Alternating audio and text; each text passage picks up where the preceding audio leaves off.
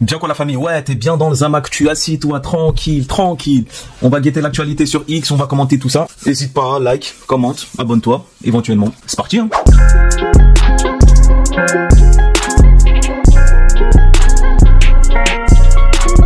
Alors, tweet d'impact. Un mot pour décrire CNews. Donc, t'as la photo de... Waouh. Waouh. Une belle brochette de fachos. Après, c'est vrai que j'aime pas crier au fascisme comme ça. J'aime pas crier au fascisme à tout va parce que c'est ce que je reproche à la gauche. Mais là, j'avoue que quand tu réunis toute cette photo, qu'est-ce que tu veux dire? Sonia Mabrouk, pro tout, pro. Bref, Pascal Pro, Théma, tout ce qu'il a dit. Il a dit que des dingueries. Pascal Pro, les musulmans sont antisémites. On se rappelle du passage avec Arthur. On se rappelle qu'il a dit que les puces, s'il y a des puces en France, c'est dû à l'immigration, un manque d'hygiène. Il a dit trop de dingueries. On peut faire un diaporama en fait de tout ce qui a été dit sur CNews. Christine Kelly, elle a dit des dingueries aussi, mais elle dit d'une manière très douce. Et elle dit aussi sous couvert de plein de choses. En fait, c'est très fourbe. Vous avez lui là, ce mec là, j'ai oublié comment il s'appelle. Pareil, musulmans sont antisémites. En fait, tout le monde, hein. Elle là, qui s'est tapé plein de fois avec Karim Zeribi, Laurence Ferrari aussi. Alors Gauthier Lebret. Alors Morandini. C'est une dinguerie. Car moi, j'ai peur d'aller voir les commentaires parce que je sais que je vais entendre que des dingueries. Je vais lire que des dingueries. Waouh, c'est une photo de gueudin en fait. C'est une photo de zinzin, de zinzigno. Que des zinzins de l'espace, que des génies du crime, que des criminels intergalactiques. Commentaire. Ils invitent tout le monde, eux. Oui, c'est vrai. Enfin, oui. Il a raison de faire ce procès-là, Bruno Attal, parce que Quotidien, je crois que Quotidien n'invite pas tout le monde. Ouais, pourquoi pas. Alors, respect. Continuez, bravo, vive la liberté d'expression. Éteignez les chaînes propagandistes. TF1, France 2, France 3, BFM et regardez CNews. C'est vrai que CNews, c'est pas une chaîne propagandiste. Les meilleurs. L'antidote à la propagande macroniste et gauchiste. Rien que pour ça, indispensable. Leader. Je suis CNews. Ah ouais, en fait, il y a que des... Ok. L'obsession des gauchos. Résistance, populiste. La meilleure chaîne d'infos. Ok, c'est du...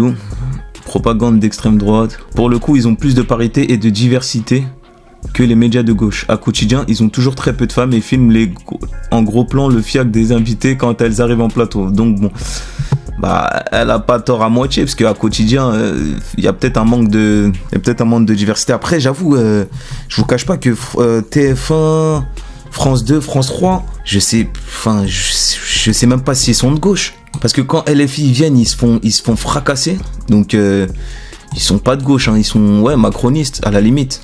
Mais ils sont pas de gauche du tout. Alors, alerte info. Nicolas Sarkozy est libéré de prison et placé sous contrôle judiciaire. C'était à prévoir, hein. Donc en fait, tout ce cirque médiatique...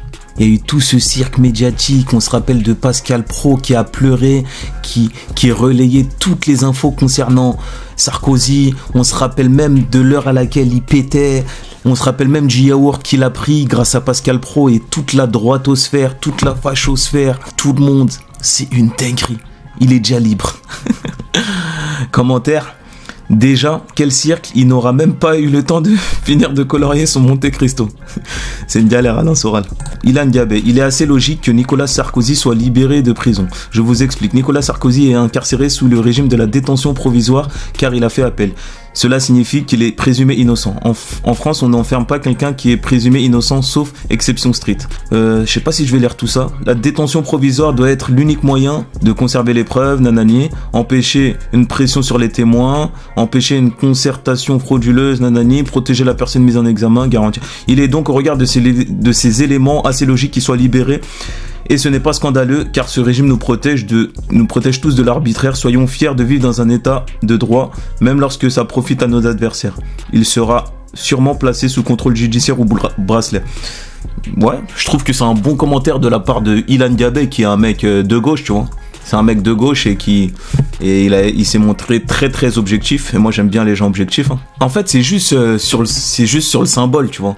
C'est juste sur le symbole, c'est assez marrant de voir tout ce cirque médiatique qui a été fait pour qu'au final ils soient libérés. Donc ils ont tous pleuré, hein. Vraiment tout le monde a pleuré. Tout le monde a pleuré. Ça l'a applaudi quand il partait en prison, comme si c'était Moïse qui traversait la mer. Tout ça, pour au final qu'il soit libéré au bout de 2-3 semaines. Il va sortir un livre sur son séjour en prison et va générer des millions d'euros derrière. Ça passe assez vite, 5 ans visiblement.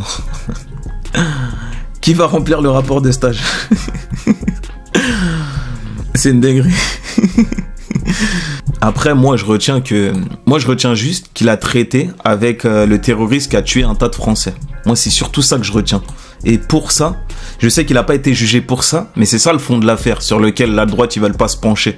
Et pour moi, ça, c'est une dinguerie. Parce qu'on parle de plus de 50 morts français. Plus de 50 Français qui ont été tués suite à cet attentat. Et Nicolas Sarkozy, il est parti traiter, en tout cas, de par ses intermédiaires qui sont Brice Hortefeux et Claude Guéant, il est parti traiter avec eux pour le possible financement de sa campagne ou autre, je sais pas, peut-être pour un but lucratif, je sais pas, mais en tout cas, ça a pas été contredit, le fait qu'il est parti traiter avec eux. Et pour moi, c'est ça la plus grosse dinguerie. Et ça peut être comparé à de la trahison envers la France. Mais bon, tous les mecs de droite, ces hypocrites, quand on leur pose la question, ils disent « Moi, je m'intéresse pas au fond de l'affaire. Par contre, c'est une honte que Sarkozy soit en prison, nanani, nanani. » Ouais, mais si ce serait un mec de gauche, on serait intéressé direct au fond de l'affaire.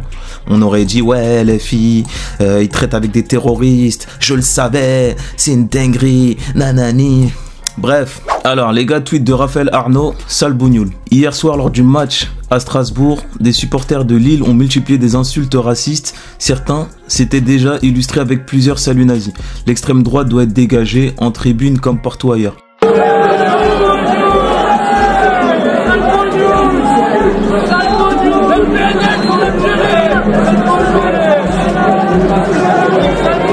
Je sais pas, ils disent ça contre qui? Ils ont dit ça contre des mecs de Strasbourg, mais je sais pas c'est quel joueur. En tout cas, ces mecs-là ne votent pas LFI. Hein. C'est pour ça que je dis toujours que Marine Le Pen, elle va avoir vraiment beaucoup de mal à se débarrasser de ses électeurs racistes. Et je pense qu'elle met pas tout en œuvre pour s'en débarrasser parce qu'ils représentent sûrement une très très très grande partie de son électorat. Et c'est peut-être pour ça justement qu'elle fait rien pour. Parce que moi, je suis Marine Le Pen et je lutte vraiment contre le racisme. Je dénonce ce genre d'acte directement. Je dénonce directement ce genre d'acte pour vraiment me démarquer d'eux. Mais bon, elle le fait pas et on sait pourquoi. Alors, commentaire. On l'a pas entendu ta grande gueule pour Chevalier. Ouais, d'ailleurs, on va regarder ce tweet juste après. Les mecs qui doivent être au SMIC ou chômeurs payent leur place pour insulter des gens qu'ils détestent. Les racelards dans toute leur splendeur. Intelligents et bien élevés avec un QI de compétition. D'ailleurs, cette question, les gars, j'arrive pas à comprendre. Vous savez, les mecs de Strasbourg, les mecs de Lille, les mecs de Angers, les mecs de Brest, dans tous les clubs français, il y a des Renois. Que ce soit en défenseur central ou en BU, il y a des Renois partout. Ça veut dire, comment vous faites pour être encore raciste? C'est une dinguerie. Parce que ça veut dire que vous êtes raciste de votre propre joueur. Moi, je connais pas un club de France où il n'y a pas de Renois rebeux. Hein. C'est même une majorité dans les clubs. Donc ça veut dire, en fait, vous êtes raciste, mais quand votre joueur, il marque, vous faites quoi alors? C'est bizarre, hein.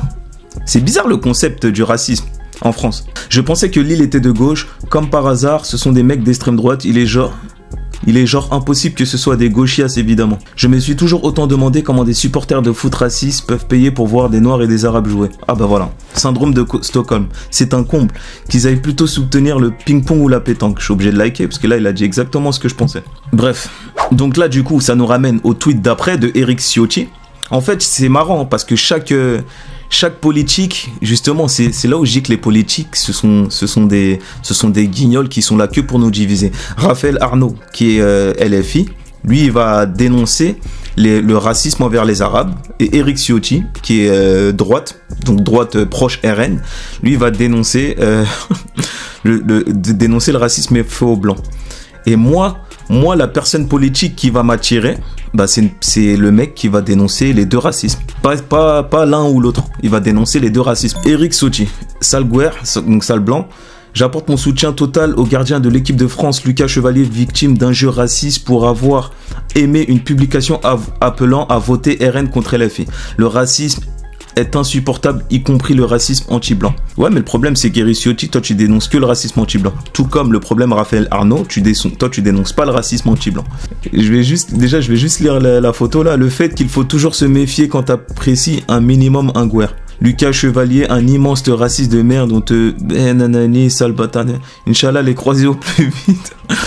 Il a vraiment une tête de racelard en plus. Ils abusent les gens. Eux, c'est direct. Ils cherchent même pas à comprendre. Ils cherchent même pas à comprendre, c'est direct. Commentaire. Alors, surtout le racisme anti-blanc, car c'est la forme de racisme la plus répandue aujourd'hui.